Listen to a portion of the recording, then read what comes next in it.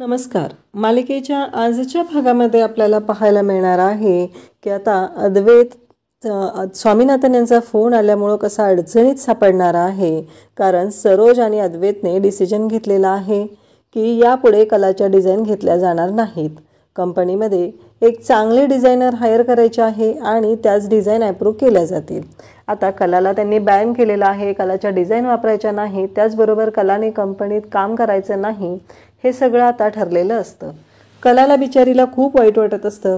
अद्वैत खूप टेन्शनमध्ये आहे. अद्वैत चिडलेलाही आहे आणि अद्वैत स्वतःलाच कोसत आहे की मीच का असा, माझ्याशीच सगळे का खोटं बोलतात, मलाच का सगळे माझ्यापासूनच का लपवतात. आधी त्या अकाउंटंटने केलं, त्यानंतर सानिकाने केलं, कलाने केलं, हे सगळं असं का होतंय, हा प्रश्न अद्वैतला पडलेला असतो. आणि मग कलाही आबांकडे येते, आबांना सगळ्या गोष्टी सांगू लागते.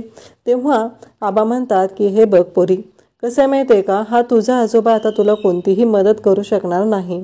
कारण काहीही झालं तरी आता हा संसाराचा गाडा सुरळीत करण्यासाठी तुलाच काहीतरी करावं लागणार आहे. जेव्हा आबा असं म्हणतात तेव्हा कला म्हणते पण आबा. त्यानंतर कला रूममध्ये येते आणि अद्वैतला स्वामीनाथन यांचा फोन आलेला असतो. अद्वैत हा फोनवरती बोलत असतो.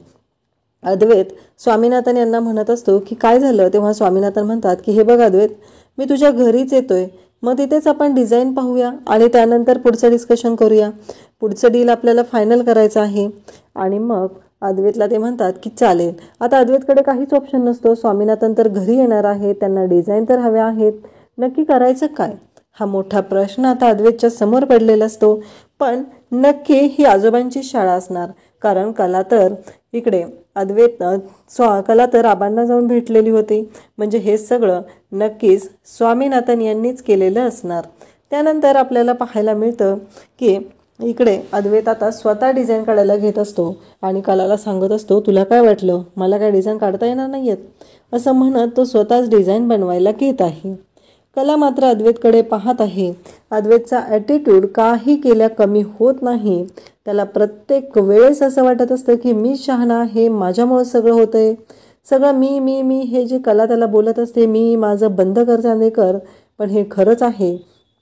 अद्वैत प्रत्येक वेळेस तसाच वागत असतो आणि आज ही अद्वैतने तीच चूक केलेली असते. अद्वैत इकडे कलाला सांगत असतो की काहीही झालं तरी आता डिझाईन मीच बनवणार आहे. आता अद्वैतने डिझाईनही बनवायला घेतलेल्या आहेत. अद्वैतच्या डिझाईन बनवण्याची पद्धत पाहून कलाला तर हसू येतं. त्यानंतर आपल्याला पाहायला मिळतं की इकडे कला, सरोज, अद्वैत सर्वजण बोलत असतात. तर कला म्हणत असते की काहीही झालं तरी तुम्ही आता माझी बाजू ऐकून घेतली पाहिजे. आत्तापर्यंत स्वामीनाथन यांच्या प्रोजेक्टमध्ये ॲप्रूव्ह झालेली एकूण एक डिझाईन मी केलेली आहे. ही गोष्ट तर घरात कोणालाच माहिती नसती. कारण सगळ्यांना असं वाटत असतं की सुरुवातीला ज्या डिझाईन होत्या त्या सानिकाने केलेल्या आहेत. तेव्हा अद्वैतला धक्का बसतो. अद्वैत म्हणतो काय सांगतेस. तेव्हा कला म्हणते हो, आणि माझं खोटं वाटत असेल तर आत्ताच्या आत्ता सानिकाला फोन लाव आणि तिला विचार. त्यानंतर अद्वैत म्हणतो काय. तेव्हा कला म्हणते की हो, आणि मी डिझाईन अप्रूव्ह दिलेल्या होत्या म्हणूनच स्वामीनाथन यांचं डील मिळालेलं आहे. ही गोष्ट जेव्हा अद्वैतला कळते तेव्हा अद्वैत अगदी धक्का बसल्यासारखं पाहतच राहतो. कारण त्याला खात्रीच नसते की असं काहीतरी झालेलं आहे आणि त्याला वाईट वाटू लागतं की माझ्याशी सगळं का खोटं बोलतायत. अद्वैत म्हणतो की आता बास, तू खोटारडेपणा केलेला आहे, तू खोटं बोललेली आहेस, तर हे शक्यच नाही. यापुढं या कंपनीसाठी, आमच्या कंपनीसाठी तुझ्या कोणत्याही डिझाईन घेतल्या जाणार नाहीत. तेव्हा कला म्हणते की काय चाललंय तुझं, नाही जरा इगो सोड तू. तेव्हा अद्वैत म्हणत असतो मी कोणता इगो धरलेला आहे, मी कोणताच इगो धरलेला नाही आहे. काय इगो घेऊन बसलीस ना, ती तू बसलेली आहेस, तुला प्रॉब्लेम आहे प्रत्येक वेळेस. कला म्हणते मी काय इगो धरून बसलेली आहे, तुझंच चाललेलं असते मी माझं मला, मी कोणत्याही गोष्टीचा इगो केलेला नाही आहे इथे. आणि तुला जे वाटतं ना तेच सगळं प्रत्येक वेळेस खरं होईल असंही नसतं. आणि कला तिची बाजू मांडत असते. आबाही म्हणतात की अद्वैत हे खरं आहे का. तेव्हा अद्वैत म्हणतो की मलाही आबा आत्ताच कळतंय की या डिझाईन हिने बनवलेल्या आहेत. त्याचबरोबर आता सरोज म्हणते की काहीही झालं तरी आता आम्ही दुसरी डिझायनर हायर करणार आहे, काय पेमेंट द्यायचं आहे ते देता येईल अद्वैत, पण आपल्याला दुसरी डिझाईन हायर करायची आहे. असं जेव्हा सरोज सांगते तेव्हा अद्वैती म्हणतो की हो, आपल्याला दुसरीच डिझायनर हायर करायची आहे. त्यानंतर आपल्याला पाहायला मिळतं आबांना मात्र भारी कौतुक वाटत असतं की हे सगळं कलामुळे शक्य झालेलं आहे. ही गोष्ट आबांच्या समोर आलेली असते. आबांना छान वाटत असतं. आबा म्हणत असतात की खरंच मानलं पाहिजे हिला, कारण हिने डिझाईन केलेल्या आहेत आणि त्याच डिझाईन स्वामीनाथन यांनी अप्रूव्ह केलेल्या आहेत. या गोष्टीचं कौतुक आबांना वाटत असतं.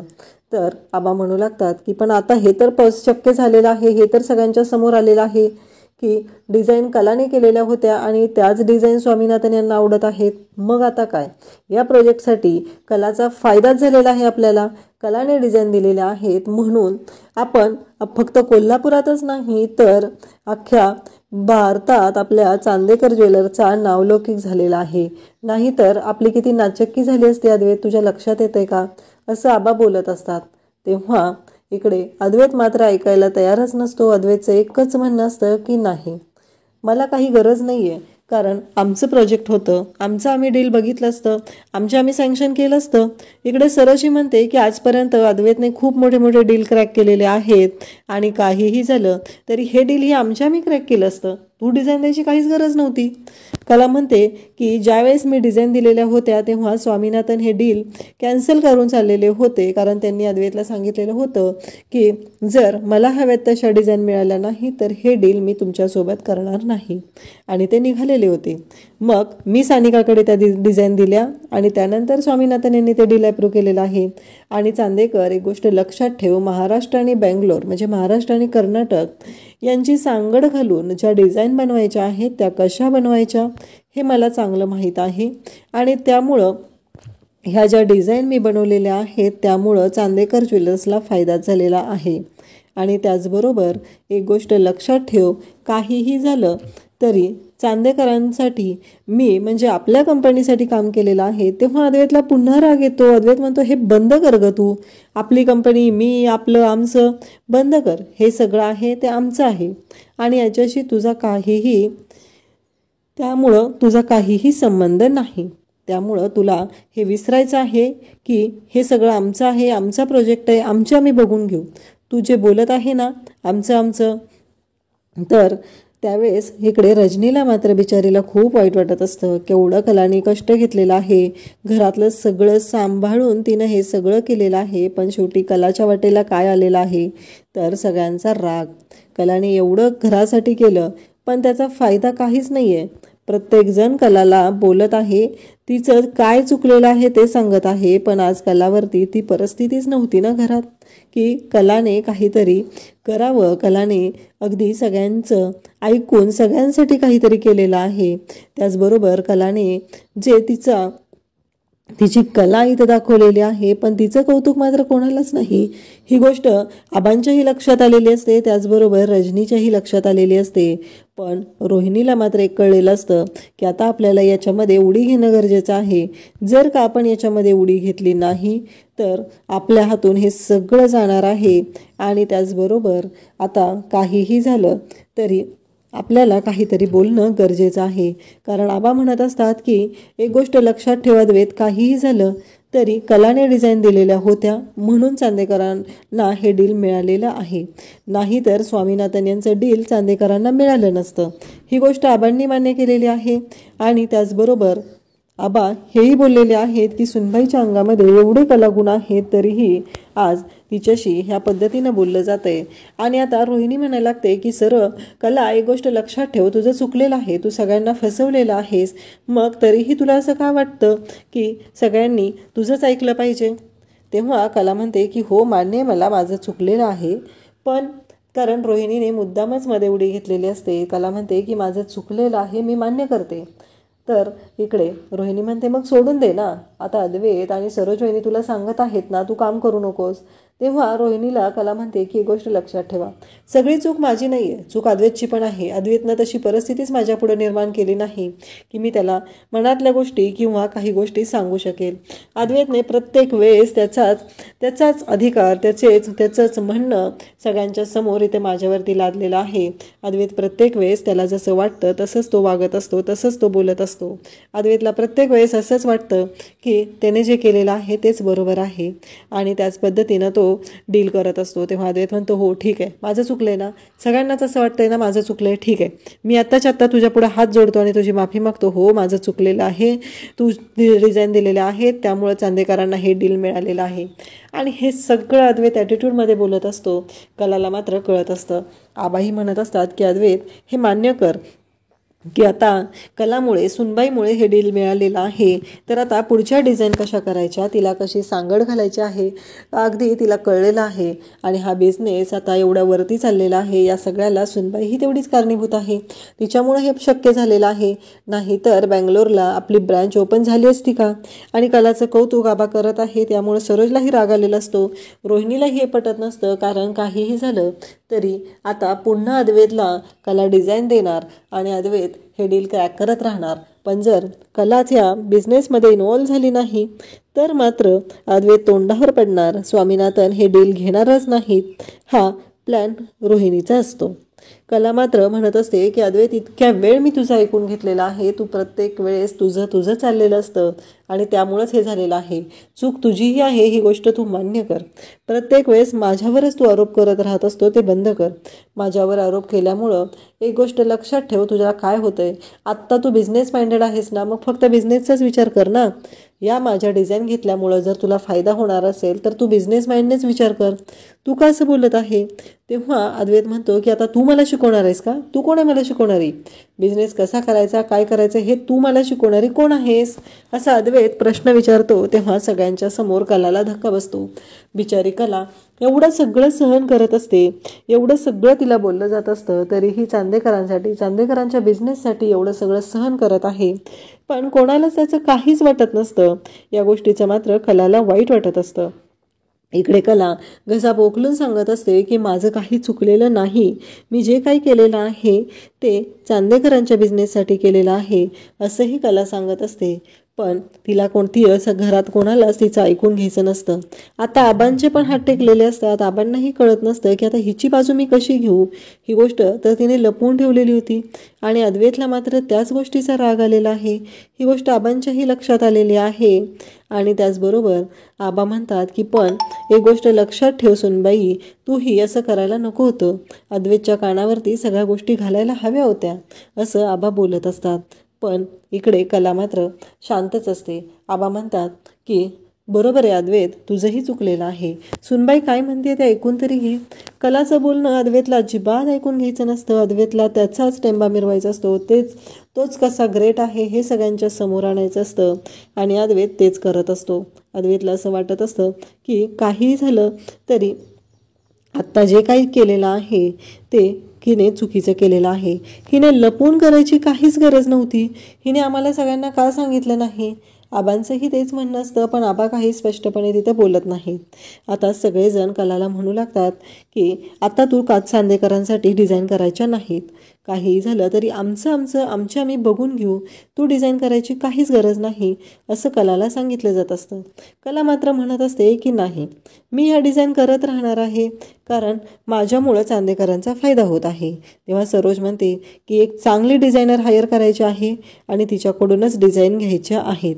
काही झालं तरी या मुलीकडच्या डिझाईन आपल्याला नको आहेत, असं सरोज सांगत असते. सगळ्यांना धक्का बसलेला असतो, कारण कलाच्या बाबतीत आता जो निर्णय घेतला जात असतो तो पूर्णपणे चुकीचा असतो आणि कलाला याची जाणीवही नसती, कारण तिच्या बाबतीत असं होईल असं तिला वाटलेलंही नव्हतं. एकतर कलाने हे सगळं चांदेकरांसाठी केलेलं होतं, पण या सगळ्याचा तोटाच झालेला असतो. कलाला मात्र या सगळ्यामुळे त्रासच झालेला असतो. कलाची बाजूच कुणी घेतलेली नसते, कलाला समजून कुणी घेतलेलं नसतं. या सगळ्यामुळे कलाला खूप मनस्ताप झालेला असतो. हे सगळं कलाने चांदेकरांसाठी, चांदेकरांच्या इब्रतीसाठी, एवढं चांगलं डील मिळवण्यासाठी केलेलं असतं. पण कोणालाच कलाचं कौतुक मात्र वाटत नाही. सगळेजण कलावरती फक्त आणि फक्त आरोप करू लागतात. सगळ्यांना असं वाटत असतं की कला चुकलेली आहे, कलाने खोटं बोलायची गरज नव्हती, कला चुकीची आहे. हाच टेंबा सगळेजण बोलत असतात, वाजवत असतात. पण कला बरोबर आहे. कलाने कोणत्या परिस्थितीमध्ये हा निर्णय घेतलेला होता, तिला हे का करावं लागलं, ही बाजू मात्र ऐकूनच घेतलेली नसते. सरोज पुन्हा येते, ही खरे आहे, ही खोटं बोलत आहे आणि हे खोटं बोलूनच घडत आहे. अद्वैत, तुझ्या रूममध्ये राहून जर तिनं या गोष्टी केल्या असतील तर विचार कर की हिने कोणत्या थराला जाऊ शकते. एवढं सगळं तुझ्या रूममध्ये राहून तिनं केलं पण कोणाला ते कळूही दिलेलं नाही. मान्य आहे, त्यामुळं आपला फायदा झालेला आहे, पण फायद्यापेक्षा तिनं खोटं बोललेले आहे, तिने फसवणूक केलेली आहे. लग्नाच्या वेळीही तिनं फसवणूक केली, तिने नयनाच्या जागी उभी राहिली लग्नामध्ये. आणि त्याचबरोबर एवढं सगळं होऊनही आपण तिला समजून घेतलं, तरी आता तिनं पुन्हा दुसऱ्यांदा फसवणूक केलेली आहे. त्यामुळं काहीही झालं तरी ह्या मुलीला आपण माफ करायचं नाही, असं सरोज म्हणत असते. आत्ताच्या आत्ता एक चांगली डिझायनर हायर करायची आहे आणि आपला बिझनेस आपण कंटिन्यू करायचा आहे. त्या आपल्याला ह्या मुलीची अजिबात आपल्या बिझनेससाठी गरज नाही. आणि हिला जे काय वाटत आहे ना, हिच्यामुळंच हे सगळं घडत आहे, ते पूर्णपणे चुकीचं आहे. कारण तिच्यामुळं काहीही घडत नाही, तिच्यामुळं आपल्याला कोणताही फायदा होत नाही. आबा म्हणतात की सरोज बस कर आता, खूप झालं. मान्य आहे तिचं चुकलेलं आहे, पण आपलंही तेवढंच चुकलेलं आहे, कारण आपण तिला कधी समजून घेतलेलंच नाही. आणि तू मान्य चांगली डिझायनर हायर करशील, पण स्वामीनाथन यांना जर हिच्याच डिझाईन आवडत असतील तर काय करणार आहेस? आबांनाही चांगलंच माहिती आहे. आणि आता आबांच्या डोक्यात चक्र फिरू लागलेले आहेत की हा तिढा सोडवायचा कसा. आणि इकडे आता राहुल आणि रोहिणी रूममध्ये आलेले असतात. तेव्हा राहुल म्हणतो की काय मॉम, एवढ्या गोष्टीला तू इथपर्यंत नेऊन ठेवलं, एवढ्या टोकापर्यंत. तेव्हा रोहिणी म्हणते की एक गोष्ट लक्षात ठेव राहुल, आपल्याला सावध राहिलं पाहिजे. ही कला म्हणजे कोण आहे माहिती आहे का तुला? ही सरोज आहे, सरोज. कारण ती सरोजची कार्बन कॉपी आहे, ती हार मानणारी नाही. आता कलाला आपण इथून काढून टाकायचं आणि अद्वैतला हे डील मिळू द्यायचं नाही. आबांच्या नजरेत अद्वैतला पाडायचं, त्यासाठी आधी कलाला आबांच्या नजरेतून उतरवणं गरजेचं आहे. एकदा का कला आबांच्या नजरेतून उतरली की मग आपोआप हे सगळं आपल्या हातात येणार आहे. अद्वैतला हे डील मिळणार नाही. मग तू कंपनीत तुझं वर्चस्व निर्माण करायचं. तुझी मॉम बिझनेसमध्ये खूप हुशार आहे रे, पण लोकांना मात्र लक्षात येत नाही. पण एक गोष्ट लक्षात ठेव राहुल, काहीही झालं तरी आपल्याला हे सगळं आपल्या हातात घ्यायचं आहे. काही झालं तरी ही कंपनी आपल्या ताब्यात घ्यायची आहे. आणि आता इकडे रोहिणी विचार करते की सरोज, तुझी कार्बन कॉपी असलेल्या कलाला मी बिझनेसमध्ये कधीच इन्व्हॉल्व होऊ देणार नाही. हे सगळं रोहिणी बोलत असते. इकडे अद्वैत रूममध्ये आलेला असतो. अद्वैतचं एकच सुरू असतं की मला आता कळतच नाही आहे, अशा व्यक्तीबरोबर मला रूममध्येही राहावं लागत आहे. माझं काय चुकलेलं आहे? मी का असं केलेलं आहे? हा प्रश्न त्याला पडलेला असतो आणि तो स्वतःलाच कोसत असतो. तो स्वतःलाच म्हणत असतो की माझं काय चुकलेलं आहे, मी का असं करतोय, आणि त्याचबरोबर माझ्या बाबतीतच हे सगळं का घडत आहे, हे अनेक प्रश्न त्याला पडलेले असतात. तो म्हणत असतो. आणि तेवढ्यातच इकडे संगीताचा फोन येतो आणि संगीताचा फोन आल्यानंतर पुन्हा अद्वैत आणखी चिडतो. कोण आहे? मला कळलं पाहिजे, तू कोणाशी बोलते? असे प्रश्न अद्वैत विचारू लागतो. तेव्हा कला म्हणते आईचा फोन आहे. आता आईशी पण बोलायचं नाही आहे का? त्याबद्दल पण तुला प्रॉब्लेम आहे का? तर कला म्हणते हे बघ, आवाज ऐका दे, स्पीकरवर टाकते. आणि इकडे आई विचारत असते की काय झालं कले? अगं कसला प्रॉब्लेम झाला आहे? आणि मला एक कळत नाही आहे. सरोज मॅडमचा मला फोन आलेला होता. काय घडलं आहे? अशी कोणती चूक केली आहे? तुझ्याकडून चूक घडेल असं कधी वाटलंच नव्हतं. तेव्हा अद्वैत तिला बोलूच देत नाही. तो म्हणत असतो हो, आता स्वतः सांगणार मी किती चांगली आहे, माझ्यावर किती अन्याय होतो, माझ्या बाबतीतच असं घडतंय प्रत्येक वेळेस. सांग सांग सांग, आता सगळ्यांना सगळं सांगत राहा, कारण तेच तुला जमतं ना. आणि तेव्हा संगीता म्हणते अगं कले, काय झालंय? जावई बापू एवढे का चिडलेले आहेत? तेव्हा कला म्हणते की आई थांब जरा, मी तुझ्याशी नंतर बोलते, असं कला बोलते. पण इकडे संगीता मात्र ऐकून घ्यायला तयार नसते, कारण अद्वैत कलाला बोलूच देत नसतो. तोच पुढे पुढे पुढे पुढे बोलत असतो आणि कलाला शांत करत असतो. तेव्हा कला म्हणते की आता मला फोनवर तर बोलू देणार आहेस का नाही? का त्यातही तुझे नखरे चालणार आहेत? नक्की काय चाललेलं आहे, कळेल का मला? असं कला बोलत असते. तेव्हा अद्वैत तिला म्हणत असतो की माहिती आहे मला काय झालेलं आहे ते, कारण काहीही झालं तरी इकडे कला म्हणत असते की ऐकून घे आधी चांदेकर, मला बोलू दे. पण अद्वैत ऐकूनच घ्यायला तयार नसतो आणि पुन्हा कलाने फोन ठेवला म्हणून तिच्यावरच ओरडत असतो. तिला म्हणत असतो की नक्की तुझा प्रॉब्लेम काय आहे ना, ते कळलं पाहिजे, कारण हे सगळं जे काय तू केलेलं आहेस ना, त्याच्यामुळंच हे सगळं झालेलं आहे, असं कलाला तो सांगत असतो. कला म्हणत असते की चांदेकर जरा शांत होतो, कारण काही झालं तरी प्रत्येक वेळेस हे जे काय तुझं वागणं चाललेलं आहे ना, ते पूर्णपणे चुकीचं आहे. काही झालं तरी आत्ता ऐकून घे, कारण तू जे काय बोलत आहेस ना, त्याबद्दल तुलाही काही माहिती नसतं आणि तू प्रत्येक वेळेस आरोप करणं बंद कर. काही झालं तरी आत्ता एक गोष्ट लक्षात ठेव की मी आईशी बोलते. तेव्हा अद्वैत म्हणत असतो की आता तूच फोन बंद केलेला आहेस ना, काहीही झालं तरी तुला प्रत्येक वेळेस तुझीच बाजू मांडायची असते, तूच किती ग्रेट आहे हे सगळ्यांच्या समोर दाखवून द्यायचं असतं. मग आता का गप्प बसतेस असं तो म्हणत असतो. आता बोल ना माझ्यासमोर, म्हणजे आता का फोन बंद केलेला आहेस असंच तो तिला ओरडून ओरडून बोलत असतो. कला मात्र वैतागलेली असते. कला म्हणत असते की करायचं काय या माणसाचं, याला काहीच ऐकून घ्यायचं नसतं, याला काहीच ऐकून घ्यायचं नाही, कोणतीच गोष्ट तुला समजून घ्यायची नसते. आणि कला पुन्हा संगीताला कॉल लावते आणि तिच्याशी बोलू लागते.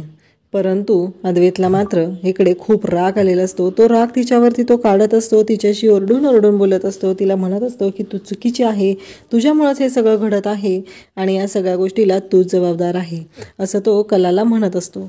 त्याचं वारंवार एकच म्हणणं असतं की तू फसवलेला आहेस आणि तूच माझ्याशी चुकीचं वागलेली आहे. त्यामुळं काहीही झालं तरी आता मला याबद्दल तुझ्याशी बोलायचंच आहे. आता बोल ना, आता का गप्प बसलेली आहे, सांग ना घरातल्यांना. प्रत्येक वेळेस तूच सांगत असते ना, त्यांनाही असं वाटणार आहे की तूच बरोबर आहे, तू किती गरीब आहे, तू किती बरोबर आहे हेच तुला वाटत असतं ना, आणि आता तेच सांगणार आहेस तू. अद्वैतला कला पुन्हा ओरडते, म्हणते अरे मला बोलू तरी दे, काय चाललंय तुझं नक्की हे. अद्वैत कलाला मात्र बोलूच देत नसतो. तो म्हणत असतो की काय चाललंय म्हणजे, तू जे करतेस तेच मी बोलत आहे. कला म्हणते चांदेकर बास हा, आता मी खूप वेळ झाला ऐकून घेते तुझं. याचा अर्थ असा नाही की तू कसाही वागशील आणि मी प्रत्येक वेळेस तुझंच ऐकून घ्यायचं आहे. नाही अजिबात नाही. एक गोष्ट लक्षात ठेव, तू चुकीचं आहे. त्यामुळं काहीही झालं तरी. तेव्हा अद्वैत आता चिडून बसलेला असतो. अद्वैत म्हणत असतो की माझ्याच बाबतीत असं का होतंय, मलाच का असं बोललं जातंय, मला कळतच नाही आहे असं अद्वैतला वाटत असतं. अद्वैत म्हणत असतो की नाही, माझ्याकडूनच काहीतरी चुकलेलं असणार आहे. म्हणून पहिल्यांदा तो अकाउंटंट खोटं बोलला, त्यानंतर ती सानिका खोटं बोलली, आता ही कला खोटं बोललेली आहे. सगळेजण माझ्यापासून गोष्टी लपवतच आहेत असं अद्वैतला वाटत असतं आणि अद्वैत तेच बोलत असतो.